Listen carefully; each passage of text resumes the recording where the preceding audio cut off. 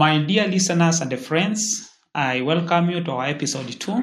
We saw in episode 1 that the Seventh Adventist Church was prophesied. We highlighted 7 prime prophecies that were fulfilled by Seventh Adventists as they came into existence. After Seventh Adventist Church existed, we came to realize later that other splinter groups came among the Seventh Adventist members. And in our episode 2, I promised that I will explain and go back to prophecies and see what God had already revealed relating to this matter. Also, many people have been asking themselves, surely whether the Seventh Adventist Church was to carry on through up to the end, bearing in mind that after the third angel, there is also the other angel of Revelation 18.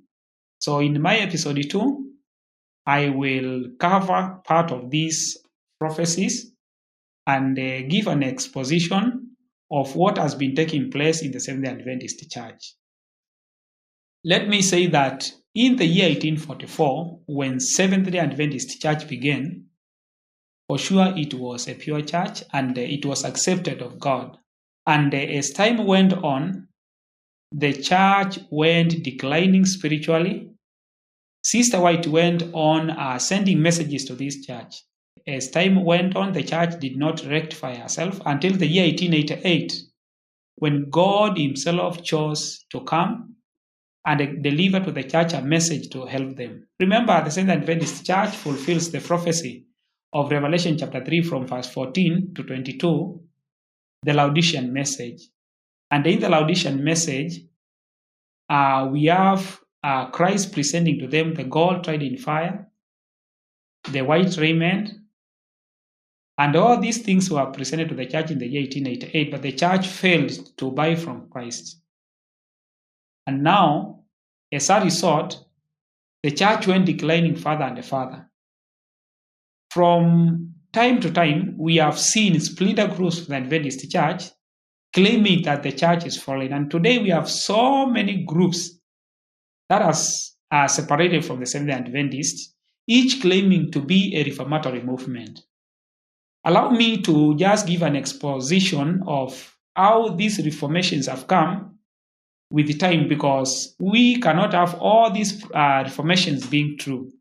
Sister White, in the Testimonies, volume 9, page 126, she prophesied of a reformatory movement, and this reformatory movement was to be the true one, which was to come at a time. And before I expose that, let me just go back to the Adventist history and try to analyze what has happened or what has taken place. Because currently we have so many reformatory movements, and each movement is claiming to be the true movement. In my search, I know that if you go back to Seventh Adventist history, you realize that there has been only one old reformatory movement which came at the right time and fulfilling the prophecy. This is none other than the Seventh Adventist Reform movement by the International Mission Society, which emanated from the First World War. The members of the IMS, or International Mission Society Reform Movement, composed the 2% of the disfellowshipped members from Seventh Adventist Church who never participated during the First World War. Remember, Adventists had a stand that they are non-combatants, but when it came to First World War, they were tested and they yielded to the temptation and they went to war, and thus apostasy came to the church. And unless there is an apostasy, there is no need for reformation, and there is no need of coming out of the existing true church of God. But currently, it's really amazing that so many splinter groups have come out from Seventh Adventist Church claiming to be reformers, and sometimes we wonder what kind of reformation they are carrying on. Beside the reformation by the International Mission Society, which takes place during the period of the First World War, working on reconciliation from the year 1918 to 1925, when they were organized at the General Conference, we never had any other group separating from the Seventh-day Adventists. And to be as sincere and also to be specific, the reform movement in the National Mission Society never separated from the Adventist Church. They were disfellowshipped for their faithfulness, for not bearing arms and joining the military and going to the war during the First World War. And this was represented in a percentage of 98. I will later, in my third episode, I will capitalize on this history and give more details. But now today comes other reform movements which cropped out later. And among the reform movements, the first one I can find in my records is a reform movement by a group known by the name the Davidian Seventh-day Adventists, which was led by one man by the name Victor Otef, who was an immigrant during the First World War from Bulgaria to USA. He was former member of Methodist Church and joined the Seventh-day Adventist Church in the year 1918. For nearly 10 years, he was just an inactive member in the Adventist Church. But now come in the year 1929, he published booklets under the name Shepherd's Rods. And these books later have been regarded as spirit of prophecy by the adherents of the Davidian Seventh-day Adventist Church. With me, I have a copy of the Shepherd's Rods. These are the small books. You can see this one is Timely Greetings, the Only Peace of Mind. This is a copyright of the year 1953 and is volume number 42-43. And I have several copies. I have been so friendly to the Davidians, and they have shared with me copies of the Rod. This is their spirit of prophecy. So beside Ellen White books, they also have another piece of spirit of prophecy, or copies of spirit of prophecy, which they regard to be also inspired and from the prophet of God, because later Otef proclaimed himself as a prophet of God, and he also ended up saying that he fulfilled the prophecy of Malachi chapter 3, the message that the Lord was to send in the last days to prepare the way of the Lord. So he began a church after the year 1929, exactly in the year 1935. He had so many followers, and they left Seventh-day Adventist Church, went to Waco, Texas, and they prepared there to stay together waiting for the return of Jesus. Why did they call themselves Davidians? Because they believed Jesus will come again and still in this earth and in Jerusalem take the seat of David and rule the world, while sinners and the righteous are still in this world. These are some of the things that Adventist scholars and the pastors would not agree with the claims of Otef. And that is why in the year 1934, he was disfellowshipped from the Adventist Church for erroneous teachings. In 1942, they officially organized their movement as the Davidian Seventh-day Adventists. In the year 1955, unfortunately, Otef died, and his wife Florence continued with his work. We realized that later, in the year 1955, this woman, the wife of Otef, predicted that Christ or the Messianic age was to begin from April 22nd, the year 1959, and this one never took place. And as a result, when this prophecy failed, the group split, or the church did split of various groups.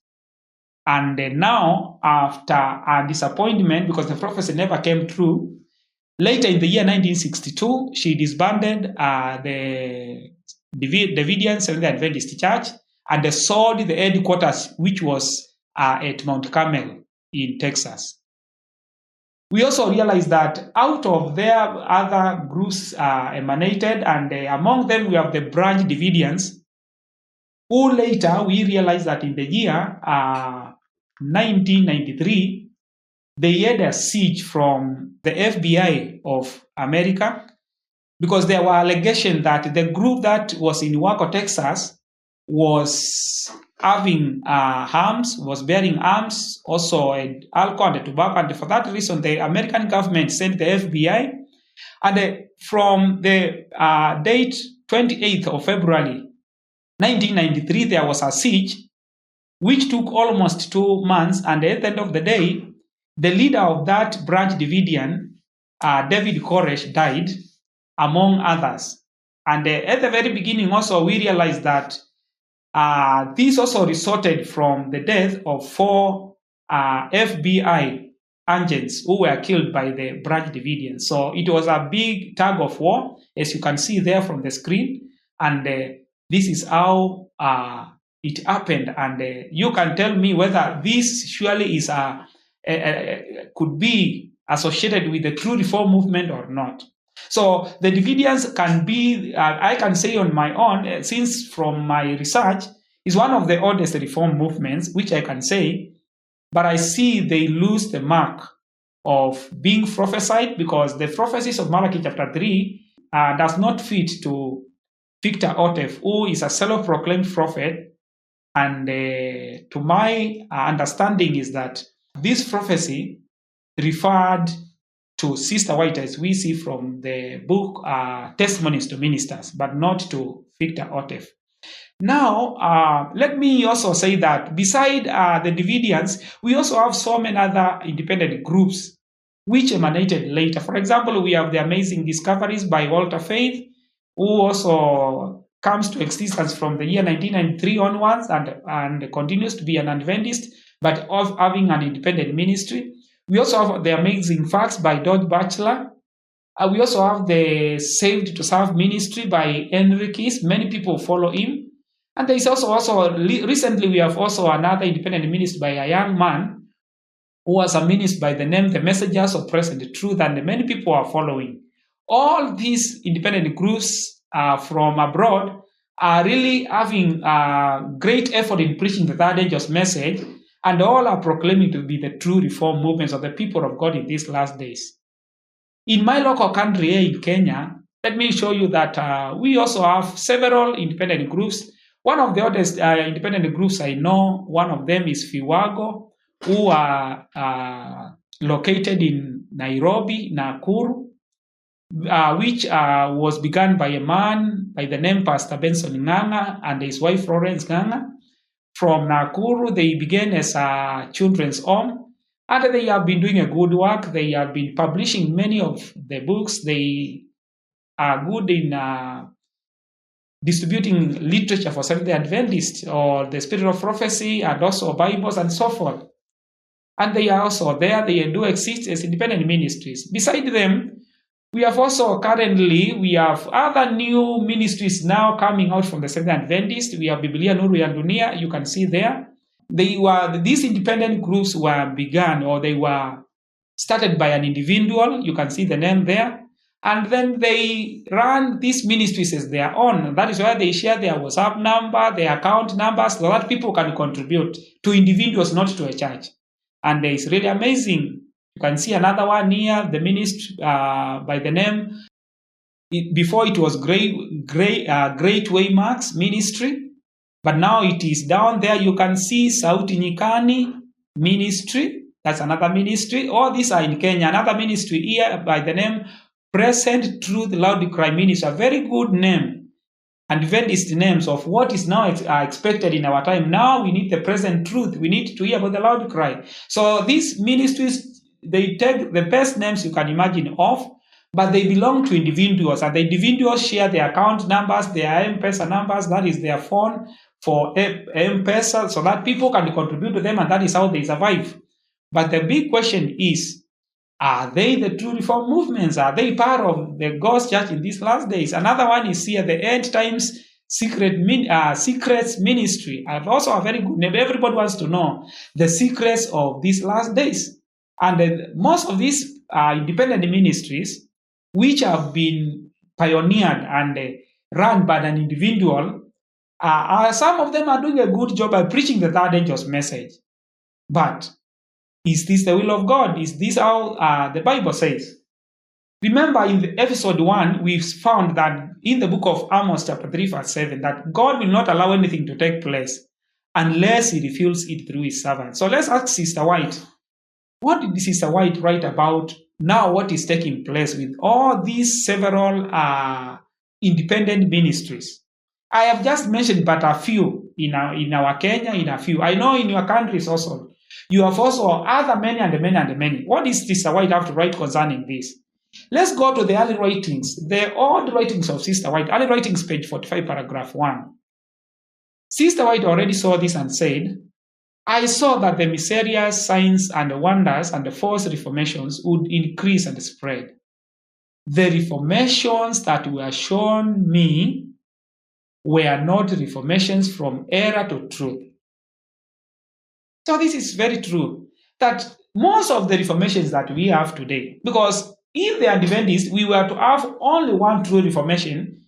When you go to the book 9, volume 9 of Testimonies, page 126, Sister White before her death saw a great reformatory movement. Not a reformatory movement, it was only one.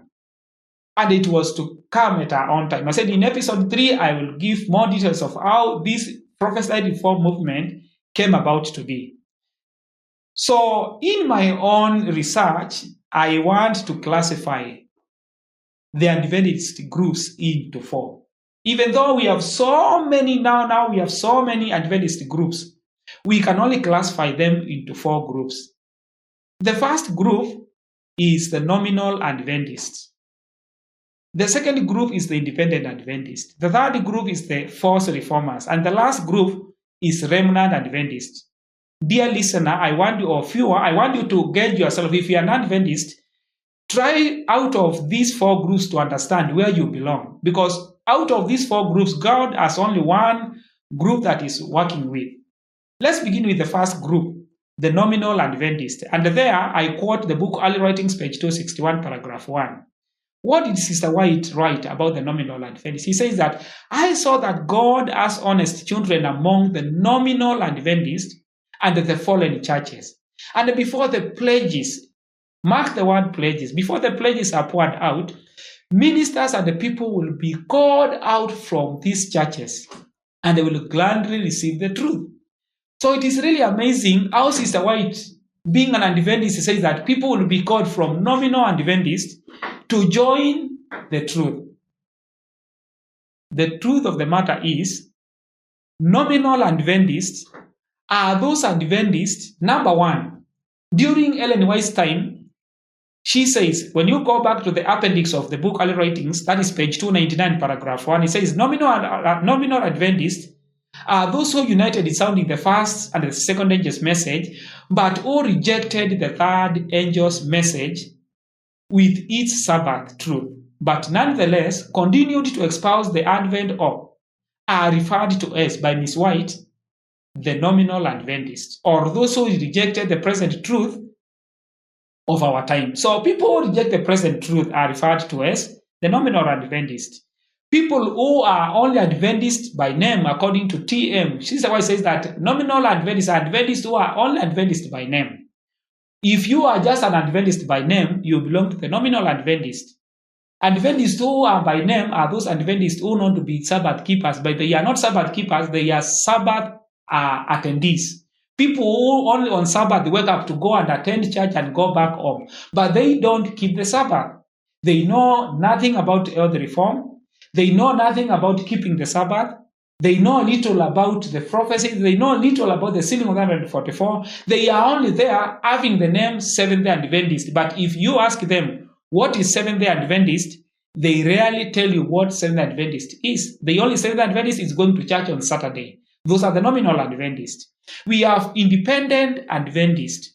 And recently I have captured several of them. Groups which have separated from Seventh-day Adventists. They are no longer paying their tithe into the Seventh-day Adventist Church. They never regard themselves as responsible to the Seventh-day Adventist Church, but they call them independent ministries under the umbrella of Seventh-day Adventists. These are the ones I'm referring to, independent Adventists. And these independent Adventists give themselves a lot of freedom since they don't have. One of the major challenges they have is church organization. They are led by individuals. These individuals lead the churches or the movements. They take the tithe, the offerings. And they use them, and they think that they have the right to do that. When we know in the book of Malachi, the Bible says that let us take the tithe and offering to the storehouse of God. But an individual splits or separates member from the Adventist church, maybe because of a particular doctrine or a particular teaching. Then at the end of the day, these people, I don't know whether I can say they are brainwashed. They follow an individual with a particular ministry, and then they are there being taught a particular doctrine. Like, for example, currently we have a very strong group by the name Anti-Tritanians who have separated many members from the Adventist church, and they are no longer affiliated with the Seventh Adventist church, but in a movement whereby people stop giving their tithe. They no longer become responsible to anyone, but they claim to be the people of God. These are independent Adventists. You can gauge yourself which side are you, my brother, my sister. Now, let's go to the third group, and these are the false reformers. When I was quoting concerning, shortly, let me say something about the independent Adventists from Early Writings, page 124. These independent Adventists, they are mentioned by Sister White in the book of Early Writings, page 124. And she says that there are so many groups of Seventh Adventists. I covered this in my first episode. That out of all these groups, God has only one group which He is working with. Concerning the false reformers, if you read the book of Early Writings, page 45, which we have just recently read, it says that most of the reformation that Sister White was shown, they were not true reformations. They were false reformation. They don't reform from error to truth, but they reform from truth to error. How can we identify them? You can imagine somebody says that the Adventist church is teaching Trinity. He leaves the church and goes to another movement whereby he will never pay the tithe, whereby he will no longer have access to the Sabbath school and many other services that the Adventist church offer. They won't receive. And the only thing they have is only because the church, they only claim the church is fallen, it's become Babylon. They are teaching Trinity, and as a result, many find themselves calling themselves reformers, not knowing they are not reforming from truth to error. How do we identify the true reform? No reform is called for until the law of God has been broken. You ask most of these false reformers, and they will not tell you which commandment the Seventh Adventist Church has broken. But now, at last, we have the last group, and this is the remnant Adventist. If you go back to the same quote, Early Writings, page 261, when these people are called from nominal Adventists, from the fallen churches, they will come and they join the remnant church. In the book of Revelation, chapter 12, verse 17, there you will find the remnant church as the seed, the remnant of the seed of the woman. In my future studies, I will clarify this the further. So take my point that no reformation will be called for unless the true existing church has done an apostasy, has broken the commandments of God. So if we say then we need to reform, we need to show which commandment or which law has been broken by the Seventh Adventists. Earlier on, I said that the International Mission Society has fulfilled this prophecy of the true reform in the right way. Because in the year 1914 to 1918, when the First War broke, the Seventh Adventist Church was tested on the fourth and on the sixth commandment. Because during the war, you cannot participate and be found faithful by participating in war. The Adventists earlier on took the stand that they cannot participate in war. But during the First World War, the leaders, especially in Germany and Europe, they really admitted and they accepted and they wrote to their members to take part in the war. 98% of the members took part in the war, and this resulted to a reformatory movement to rise up, because the fourth commandment was violated, and the sixth commandment was also openly violated by the church. Later, the General Conference of the Seventh Adventist Church supported what the European division did. And not only this, to confirm, the Second World War followed shortly after in the year 1930. 1946 to 1945, and the majority of Seventh Adventists really took arms and they went to war. They did kill, else violating the fourth and the sixth commandment. And as a result, the old landmarks of the church were done away with. Let me just give a list, as you can see there, a list of those things that the Adventists have tampered with, or they have really removed. And that is why the International Mission Society, Seventh Adventist Church Reform Movement, is making reforms to restore the things that which have been taken away, or where a breach has been made. Number one, let me capitalize on the first point about the military service, or our standards and Adventists concerning war. And also let me include politics in the same point, because today Adventists also participate in politics. And also today we have so many members, Seventh Adventist members, who are soldiers, who are policemen, who are going for peacekeeping in other countries. They are bearing arms, they are killing, but the church is silent on this matter. That is why the reform movement had to come as a result of this. During the First World War, they gave a liberty of conscience, that during the war you can decide whether to go to war or not. We know that we don't have liberty of conscience when it comes to the commandments of God. It is either we keep or we don't keep, but not giving members liberty to choose to keep or not. Again, we have the point of politics I combined with the issue of military. We have the elder reform. I was not born an Adventist, but I was a Sunday keeper. Adventists used to preach everywhere, and I could hear them teaching that as Adventists, these three things are not good for our health: flesh meat, alcohol, and also tea. But today, Adventist leaders, members, have made no difference. They are really partaking of tea, alcohol, and also flesh. All these things now is not a big issue to the Adventist people. That is why the reform movement is there. Talk of marriage, the Adventists now allow remarriage, which I'll put more details on these points I'm just highlighting, but in my future episodes, I will clarify on these points. Talk of Sabbath keeping. Many Seventh Adventist members only attend church on Saturday, but they don't keep the Sabbath. You can find them on Sabbath afternoon watching television, going to football fields to watch football, and every kind of uncool thing can be done on the Sabbath. As long as somebody attended church on Saturday, that's all. Let's talk about dress reform and also fashions. The church is into that, wearing of jewel and jewelries, false teachings, especially on the 141 and great multitude, the message of Christ, our righteousness. There are also other erroneous teachings like the parable of wheat and the tares. Today, if you tell the Adventists that the church is not on the right, members are backsliding, they admit. But they end up telling you, let the wheat and the tares grow together. It's the wrong application of this parable. So this is it. We have also the issue of ecumenism. Is the Seventh Adventist Church part of the WCC? Yes, they are already in. How can we join the other churches and they still remain not to be in Babylon when the other churches are in Babylon? Let's talk about the unbelief and the rejection of the spirit of prophecy. Many Adventists today despise Sister White and her writings. In fact, most of the theological students of the Adventists are being told that they should not believe in Ellen White is a class 3 dropout. Ellen White is not a class 3 dropout. She's a prophet of God, and what she wrote is inspired. In fact, she is ahead, 50 years ahead of the sciences of the world we are living today. And then last, let me say, worldliness has been introduced to the Adventist church. And it is really more of the world than the church of God. And for these reasons, a reformation is needed. Dear brothers and sisters, I am coming up with the third episode.